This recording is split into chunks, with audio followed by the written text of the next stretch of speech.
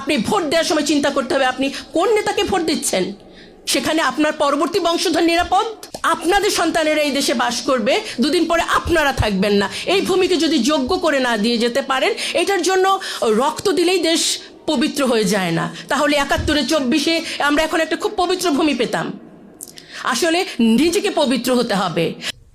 আমি কি দারিদ্র্যের দুষ্টচক্র, শুধু না, দারিদ্র্যের দুষ্টচক্র তো আমরা পড়েই আছি। ওই যে আপা কিন্তু বলেছেন বাংলাদেশ ব্যাংকের কথা। সুতরাং আমরা যদি আমাদের নিজেদেরকে ভালোবাসি, পরিবারকে ভালোবাসি, সন্তানের জন্য একটি সুন্দর ইনসাফের বাংলাদেশ রেখে যেতে চাই, প্রিয় সাংবাদিক বৃন্দ এবং এর মাধ্যমে যারা শুনছেন সবার প্রতি বিনীত অনুরোধ, এবার অন্তত পক্ষে দলীয় চিন্তাধারা, মন মানসিকতা থেকে নিজেকে মুক্ত করুন।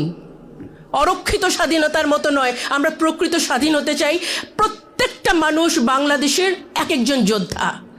আমরা হয়তো অনেকের নাম ধরে কথা বলি, আপনাদের নাম ধরে বলা হয় না। নিজেকে ভাবুন সেই একজন যোদ্ধা। ইনসাফের বাংলাদেশ গড়ার জন্য আপনার একার ভূমিকায় অনেক বিশাল হতে পারে। চলুন আমরা প্রত্যেকে একতাবদ্ধ হয়ে একটি সুষ্ঠু নির্বাচন যেন হয় এবং আমরা যেন যোগ্য নেতৃত্ব নির্বাচন করতে পারি, একতাবদ্ধ হয়ে সব